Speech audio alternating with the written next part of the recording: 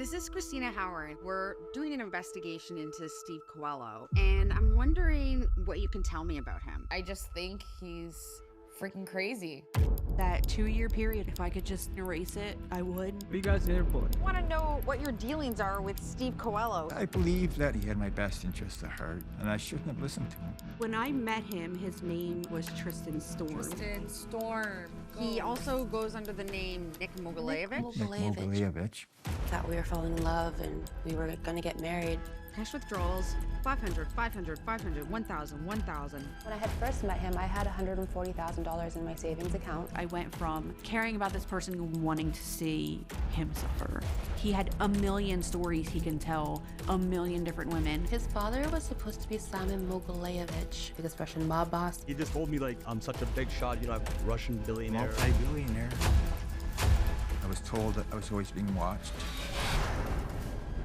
He threatened to murder my parents. I was really scared. I was just doing what I was told. Who do you think Steve really is? He's a fraudster, manipulator. He's a narcissist, sadistic. He is not a good person.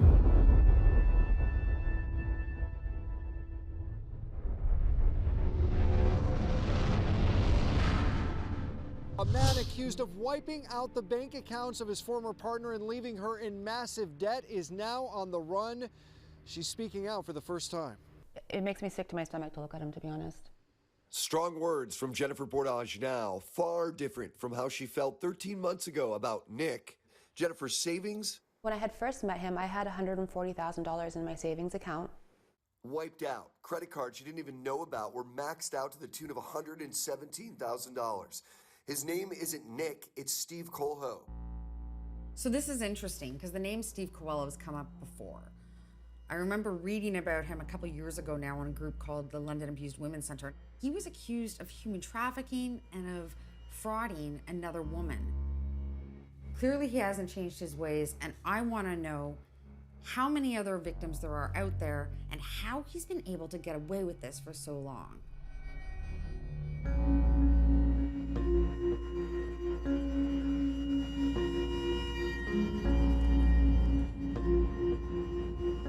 So I just found out that Steve is behind bars and he's in jail for charges that were related to another case from well before Jennifer.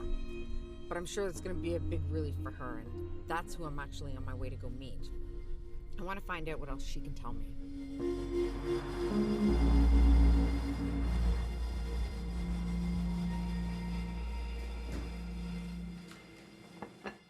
So I saw the news story, and first off, I'm really sorry that happened to you. Nobody deserves that. No. It seems absolutely bonkers that this guy was able to get away with taking so much from you. Like, how did you even meet him? I know. I met him online, and within the first week of meeting him, he wanted to get me a Maserati, and then a few days after that, he was gonna buy me a house, or his father was gonna buy me a house. So I picked out a house and they went and bought it.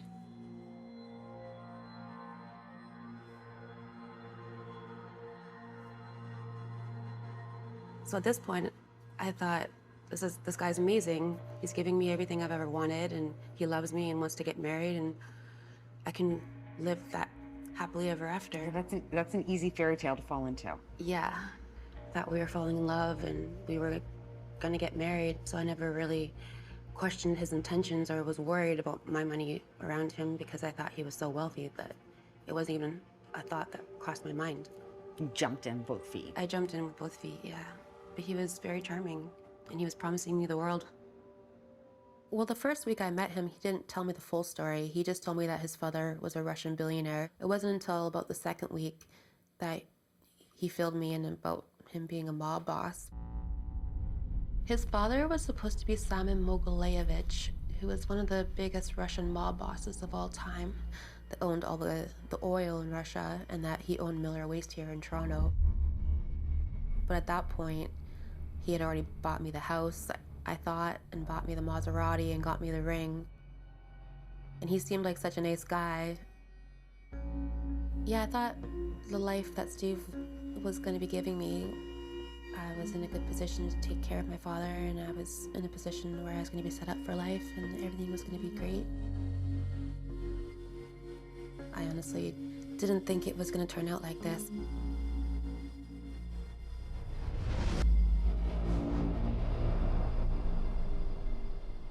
Okay, so this is a lot of stuff, like a lot of paperwork here. Yeah, this is not just paperwork. This is just things that he did to us every day on top of the trauma that he also caused with all the threats and everything else. This is bank accounts and any other documentation for to prove Steve's fraud. It's a lot of stuff here, Leonard. It is a lot of stuff. She had fallen in love. They were getting married, or had gotten married by the time I found out about him. He was a multi-billionaire that was going to take care of her and treat her right.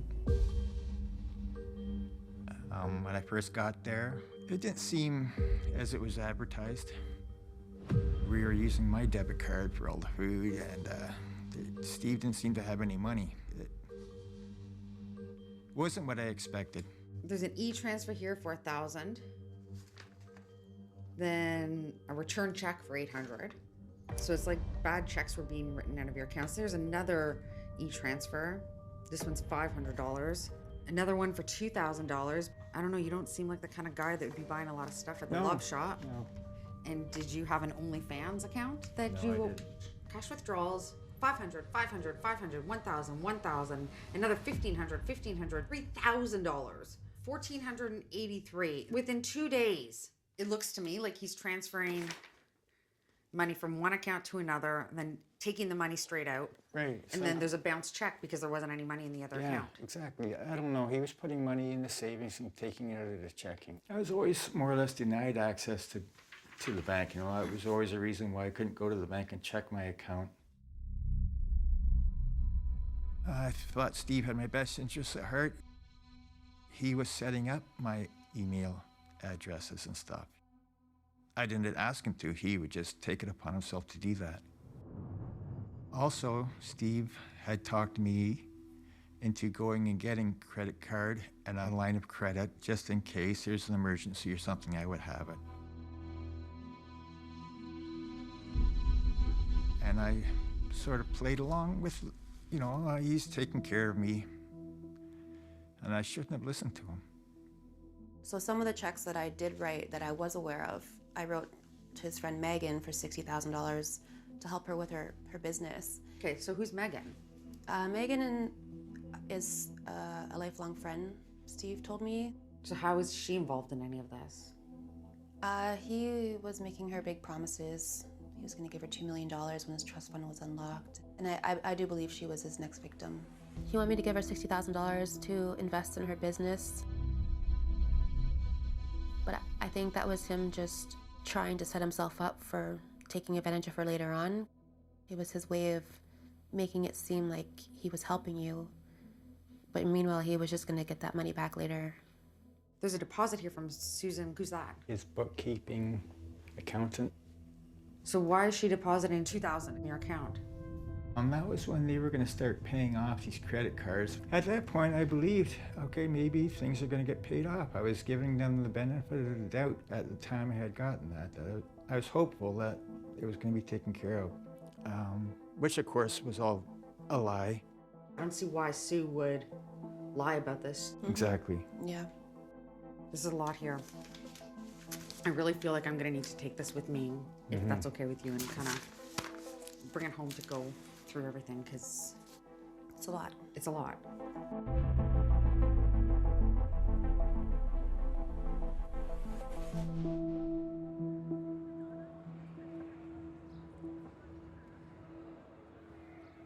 So this is a board of all of the leads that we were able to get through our conversations with Jennifer and Leonard. But the one person that I am most interested in is Sue. Sue's pretty important in my opinion because as a bookkeeper, she would have access to his finances, she would know where he was spending his money, and she should know where he was getting it from. But I did find this text message that was sent from Sue's phone to Leonard that said that Sue had issued a check to MBNA to cover the fraud and that she was going to be sending the rest later that afternoon. Well, nothing came after that. So I question why she would send this message, if she was actually part of Steve's schemes, or if she did it under duress and she was actually a victim.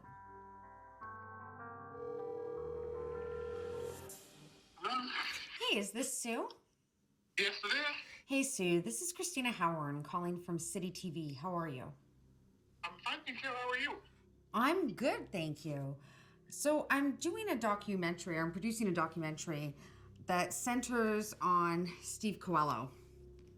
And Oh, I'm just wondering who gave you the information, like what made you start looking into this?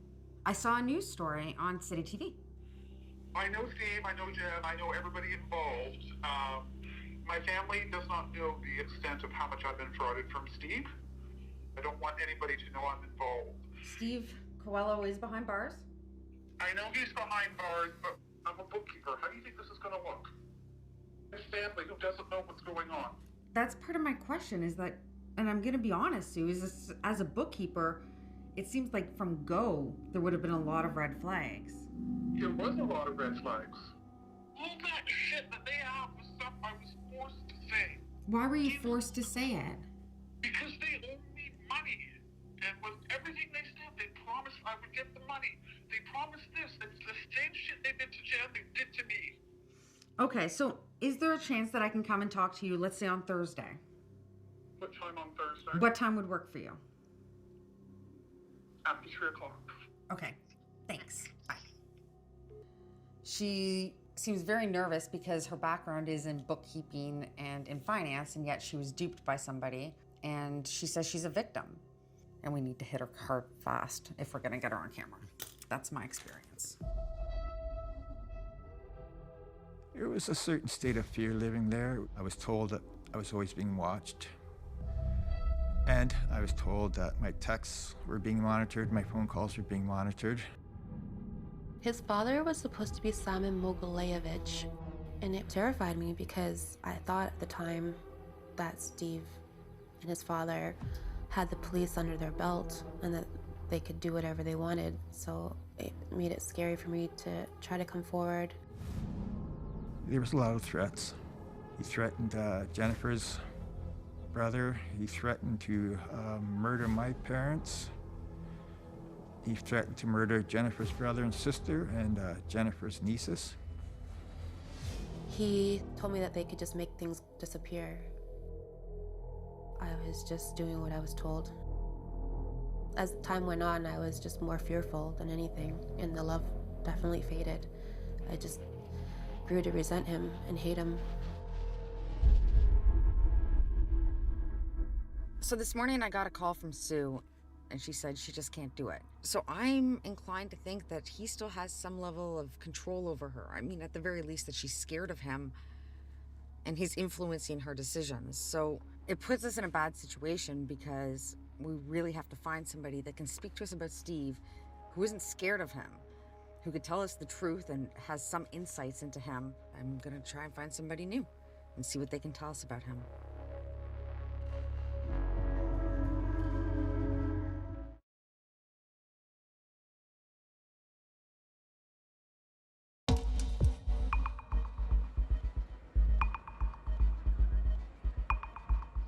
So I'm back to the drawing board and I get onto Facebook trying to find somebody else that can talk about Steve Coelho.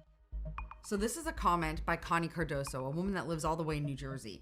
And she's commenting on the original post about Steve Coelho. And she says that he stole a lot of money from her. So I had to reach out to her. I sent her a DM and she got back to me almost immediately.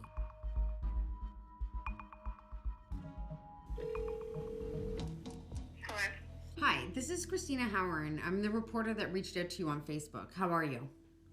I'm well. How are you? I'm good.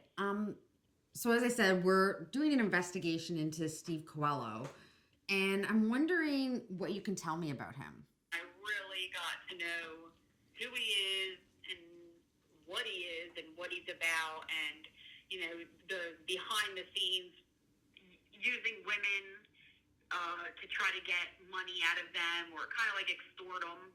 Like, would you be comfortable speaking on camera with us and kind of get some more insights into who he was? Oh, yeah. I have no problem with that. I met Steve on Facebook in October 2014. He messaged me. It was like a slow pace at first, and then once I gave him like my Skype, it just snowballed from there. Meeting up with me on like Facebook, Skype, on the game we used to play, because we used to play a game, IMVU. It's like a virtual reality game. When he said he wanted to come visit to meet me, of course I was like, okay, you know, thinking, okay, yeah, sure. Like, I didn't think he was serious, but he was.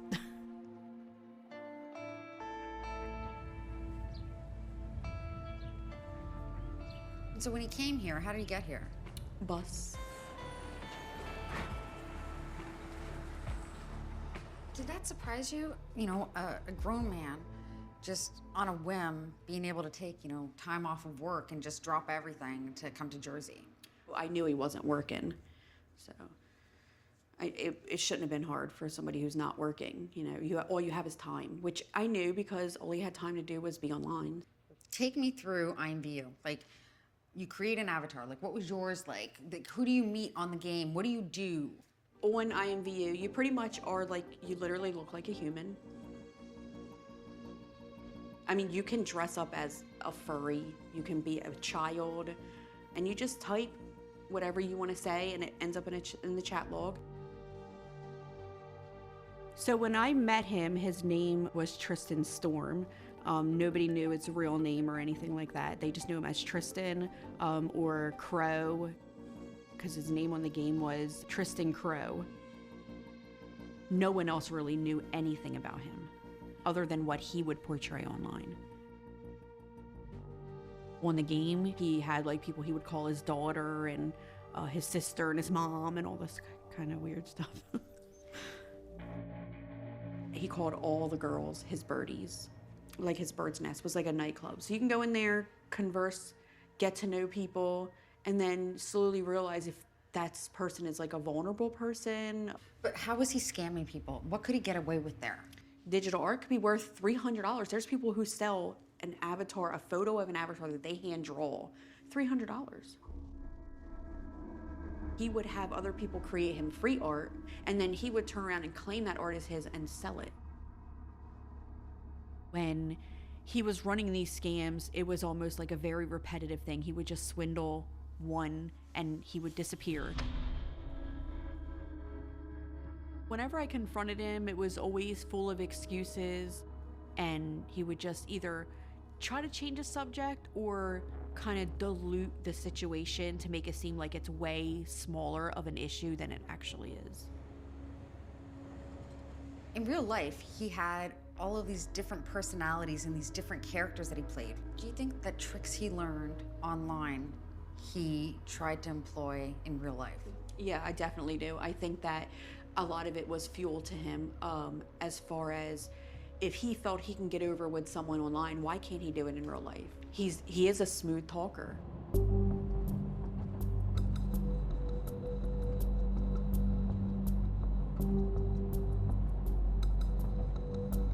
At one point, Steve made an Instagram post thanking Connie's aunt for watching his house.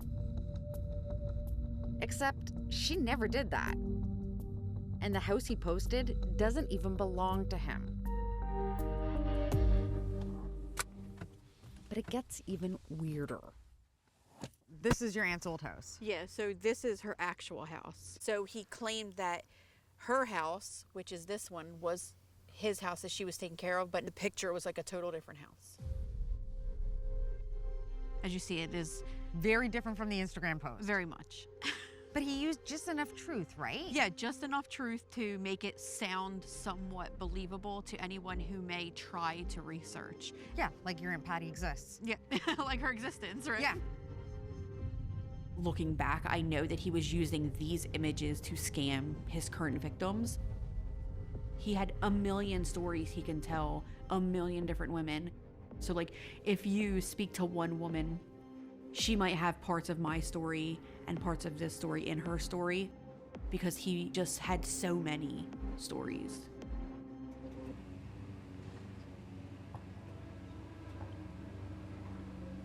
You know, he was very nice, like, to my family and stuff, and I don't know if it's because he wanted my family to like him so they didn't get more suspicious of him, because they were pretty suspicious of him and his elaborate stories. You know, they were mostly seeing the red flags that I just didn't see at the time, that I was blinded by love, I guess you could say.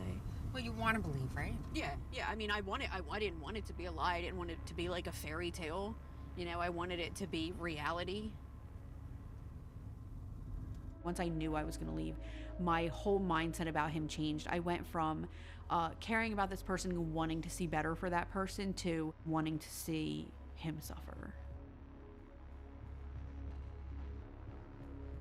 Everything is great now, but it's just that 2-year period. If I could just take it all away and erase it, I would. I don't wish it on anybody.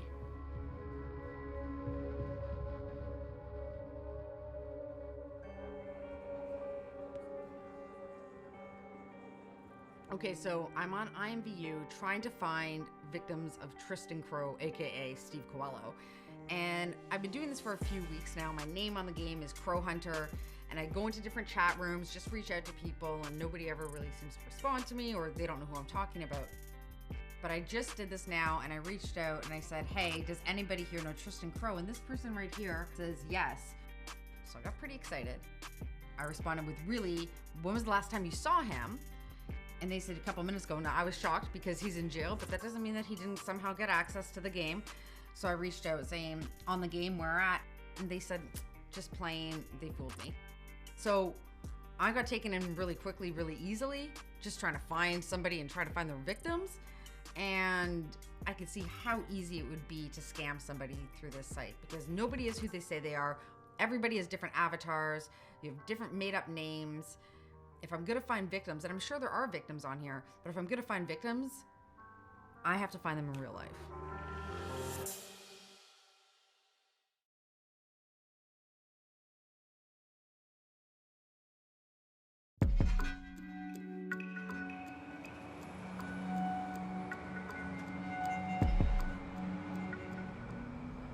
So I'm back in Toronto, and I'm going to focus in on a lead that I got from Jennifer and Leonard. It's a woman named Megan. Now, she was the recipient of a check for $60,000, but that check was never cashed. Jennifer thinks that she was going to be Steve's next victim, so I'm curious to find out if she'll talk to us and what she has to say.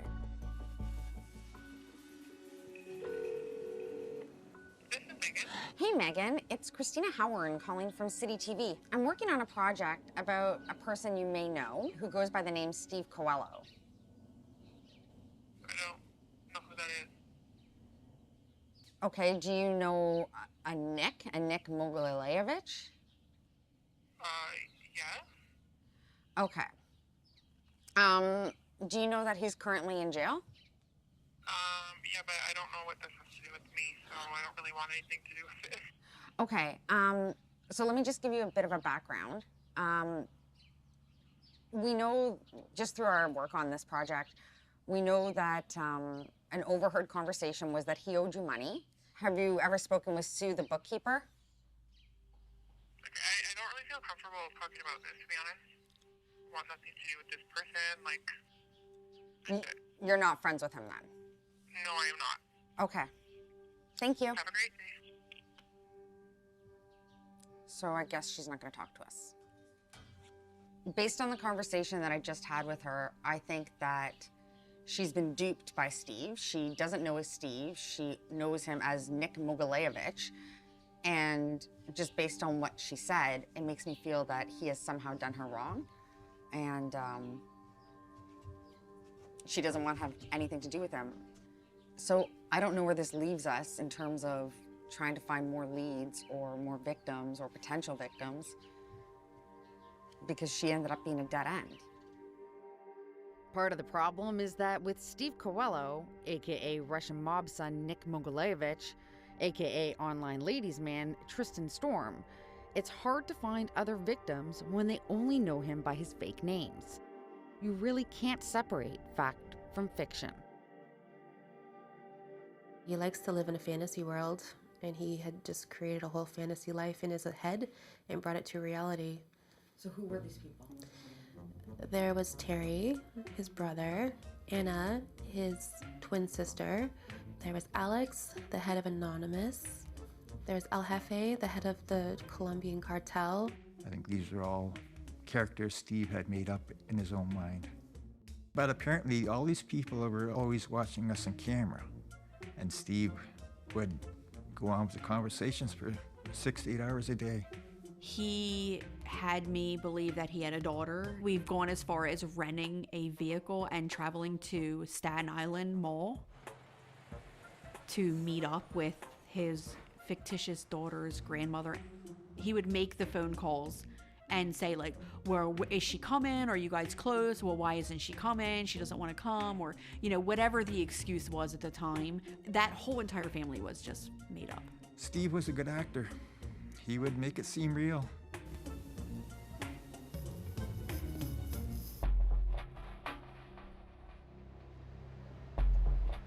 You know, the one tangible thing in all of this are the car dealerships.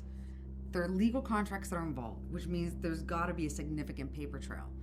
Now, Coliseum, that's where Steve convinced Leonard to sell his truck for far less than the Blue Book value.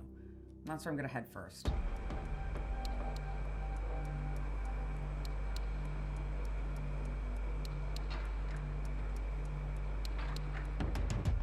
So he doesn't want to talk, and I don't really blame him, because nobody wants to be involved with somebody that's being accused of being a fraudster. From what I can tell, like at least at first blush, it doesn't seem like anything's wrong. What I do think is interesting is that he knew that Steve was sketchy, he just didn't know how sketchy. Okay, so now I'm gonna head to the auto boutique, which also operates as Allen Park Motors. That's where Jen got her Maserati and where she ended up being on the hook for $80,000. Hi, you reached Karen Burma at Allen Park Motors in Exotic. Please leave me a detailed name, number, and... So their website says that they're open. Their Facebook page says they're open. They've been open for a half hour. Nobody's answering. At this point, I kind of feel like we just have to go there and suss it out and see if somebody's there, and we can try and talk to them that way. Good morning. How are you? Good, Jen. How are you doing? I'm good. Are you Mo? No, I'm a cook. What do you want to do? What about Karan? Karan? Yeah. He's also on his way? Are you moving? Because Steve Coelho bought a Maserati here. He's a fake guy, like he uses 12 different aliases. And so I want to know if Karan, if he knows anything else about him. Okay, what are you guys here for? Are you speaking with Karan? Yes, I'm speaking with Karan. Can I speak with him? Oh, she wants to talk. Yeah. I'm putting this to speaker. Hi, Karan. Good morning, ma'am. How are you? I'm good. You're a tough guy to find. You're trying to find me? What? Yeah. What can I help you with? So I want to know what your dealings are with Steve Coelho. He bought a Maserati from you, and Steve who? Coelho. He's in jail right now. But do you know Steve? I don't know Steve, man, but I do remember the vehicle you're talking about. Okay, because the woman that he was with vividly remembers you saying, "Don't worry about it. This guy's a good guy. Like, he's got you. He's a good guy." Absolutely not. They were boyfriend and girlfriend. They were married or some shit like that. Let's do this. I'll get the office in about an hour and a half. Okay. And you guys are more than welcome to come by. Okay, awesome. We'll be there. We'll be here. He told me not to talk. He said he would do all the talking, which he did.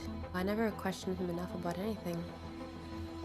And it wasn't until I had printed out my credit report after that I saw the full damage of what he had done. So you had never seen this guy right here until he came in? No, ma'am. So you knew him as Nick, though? That's who I was introduced as. That's who he said he was Nick.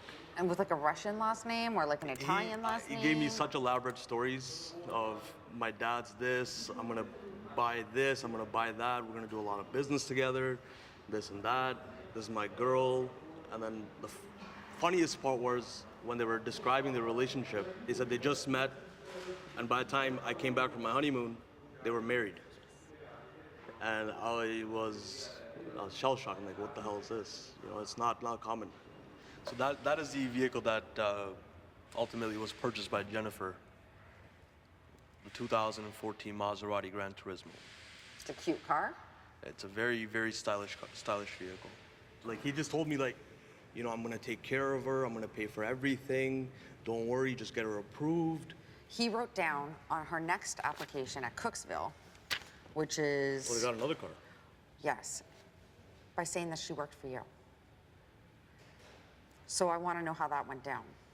There's never a time where she worked for me. Here, Nick/Steve reaches out and says, brother, what's your dealer called? And you're like, yeah, Allen Park Motors. Of course you're going to say that. And then what does he say there? He says, how you been? Heads up, RBC asked if she still works at Allen Park Motors. I said yes, just giving you a heads up. They called to see if there were any changes, blah, blah, blah.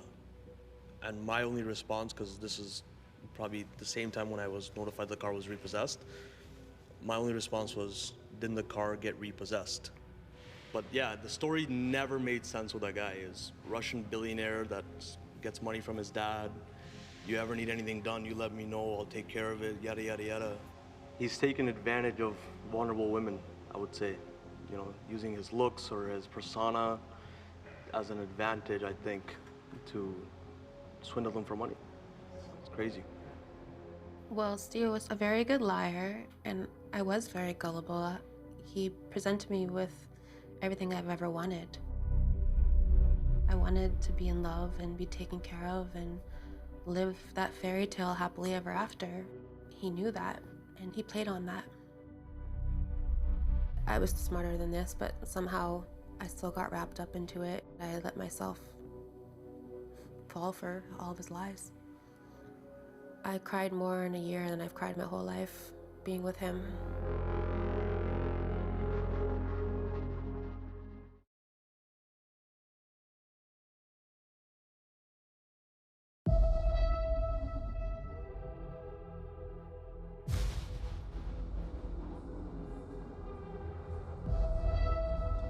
So this is pretty interesting. I was going over all the leads that we had about Steve Coelho, and I went back to the London Abused Women's Centre's original post, and I see that a woman named Jessica has recently commented. Now, she's from Toronto, and she says that Steve almost made her homeless. So I reached out because I really need to hear her take on this. So you're the first person that I've met that wasn't romantically involved with Steve. How did you meet him? So I met Steve through Instagram, a profile account that he had made for his dog, and he was advertising an apartment that he had for rent, and I was looking for an apartment for me and my daughter at that time. So I ended up messaging him, and he agreed to make a deal with me that if I took care of his dog, he would charge me $1,500 for rent. Sit. Sit. Sit. Sit. Sit. So Steve was Tristan. Every girl kind of had a name for him, but most of the time they would call him Tristan. So I believed his name was Tristan. I thought Steve was his middle name. I didn't fall for him because I wasn't attracted to him. I didn't care for him. You know, one time we were in my kitchen and he's got a huge chain, $1,000 shoes, a beautiful bracelet, and rings all over his fingers, but he's taking out his teeth while we're eating to chew his food. So I'm like, this guy's a fucking millionaire. Why doesn't he have some veneers or something? Like, that's gross. How did you know he had a lot of money? So he ended up telling me that he won the Powerball, and he had a house in New Jersey. He had another apartment downtown. He had a Porsche. He had nice cars that he would post on Instagram, and expensive clothing and jewelry that he would always post. So, I mean, the materialistic things were there, but he ended up asking me to lend him some money that he needed because all his accounts were frozen, that one of his ex-girlfriends had screwed him over, and now he was dealing with some issues in the bank, and he couldn't get access to any of his accounts anymore. So what were you lending him? It was $20, $40, $300, like. So a multimillionaire needs to borrow $40. And that's what I thought. he hung out with us a few times. He would walk around on the phone and he would talk to these girls, and eventually we started to see that he was pretending to talk to all these people on the phone. I even remember at one point we caught him that the battery wasn't in the phone. So he had one of those older phones that the battery went in the back. It was a Samsung. And I see him on the couch with the phone to his ear talking, but the battery's sitting on the kitchen counter. And I look at my friend and I'm like, is he really just pretending to talk with a phone that has no battery? We would laugh it off like, this guy's crazy. This guy is trying to either impress us or he's legit crazy. So what was it like to live in that condo? It was great until it wasn't so great. 2 months of me living into the condo, I woke up to loud bangs on my door. And as I was about to the door, I just had a whole team of police and SWAT swarming through the door. I got raided. You must have been petrified. I was really scared. I was freaking out. I didn't know what was going on. I didn't know why they were looking for him. I had no clue to what he was doing, let alone why they were there looking for him when he didn't live there. Turns out Steve's past was catching up with him. He was arrested in relation to the 2019 human trafficking and fraud charges. He eventually pleaded guilty to lesser charges and was sentenced to 5 months back in March of 2023. I later came to find out that he wasn't even the owner of the condo. So I was paying him $1,500 of rent and he wasn't paying the landlord the rent. Okay, so wait, you thought he owned the place and was renting it to you? Well, yeah, I would never have thought otherwise. So I had till the end of the week. I got evicted and I had till the end of the week to move out of the place because I was unlawfully staying in the apartment. Did he ever reach out to you? He ended up reaching out to me through a different Instagram account. You know, I called him every name that you can call someone that frauded you, and I was angry. And when he messaged me to tell me that he was gonna come get the stuff, I told him that there was nothing left for him, that I emptied out the condo. He said he would get people after me and that he would get his furniture, and I mean, I laughed it off. I was never scared of him. I was never intimidated by him. I kind of felt like I seen through his bullshit. And it never got to me. All the stories that I used to hear from him, that he would tell me about the Powerball and his cars and his jewelry and his girls. He, I think, just knew that I just didn't believe his crap that he would feed to me.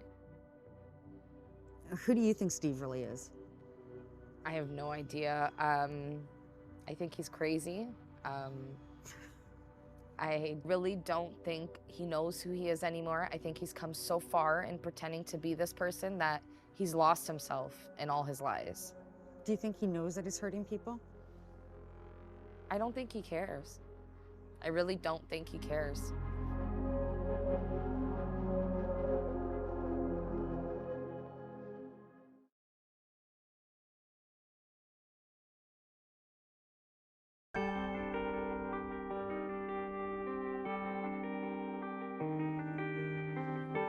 So here's what we figured out. Steve had several different identities, several different victims, and he committed several different frauds.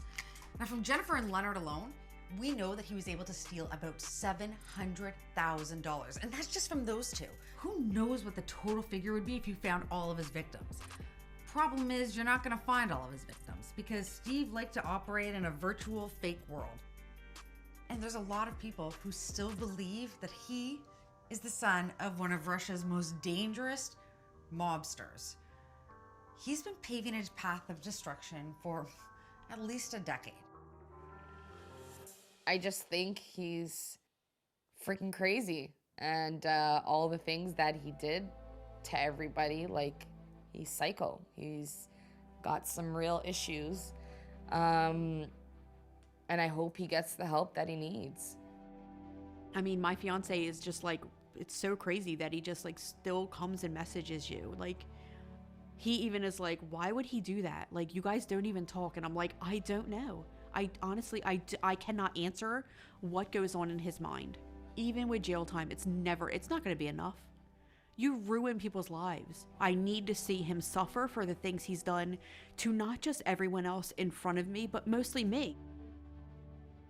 My advice to anybody that does see this is to listen to your stomach. Your stomach knows. I guess I'm going day by day and making the most of it, and hopefully things will work their way out and everything will be okay. Jennifer is a very good daughter to me. She takes care of me, she cooks for me, cleans after me. I love my daughter. We have a very good relationship.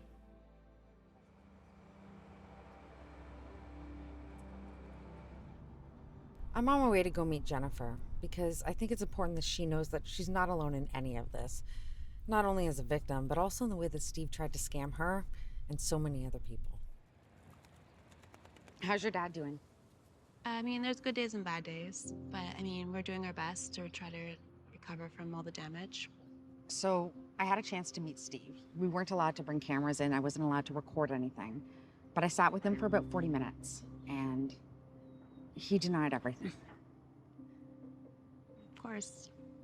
He's serving a sentence for 5 months for crimes that he committed against other women. Mm-hmm. And while he was out on bail, Mm-hmm. he was scamming you and your father out of hundreds of thousands of dollars. Yeah. So jail's not a big deterrent to him. No.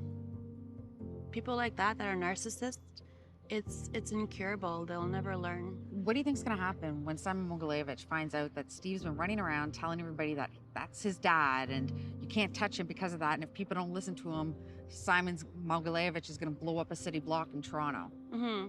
He can't be happy about that once he finds out. I'm sure he'll be very upset when he finds out. Steve just thought he was invincible and he could just tell anyone anything he wanted because he lived in this fantasy world. He didn't think of the consequences. So how does he start to face consequences? I mean, It all works in mysterious ways, I'm not sure. Because the legal system clearly isn't working for people like Steve. As long as he's locked up, people are safe. But as long as he's out, people are not. It's just the way the world works. what do you want now? I just want to move on and forget about this.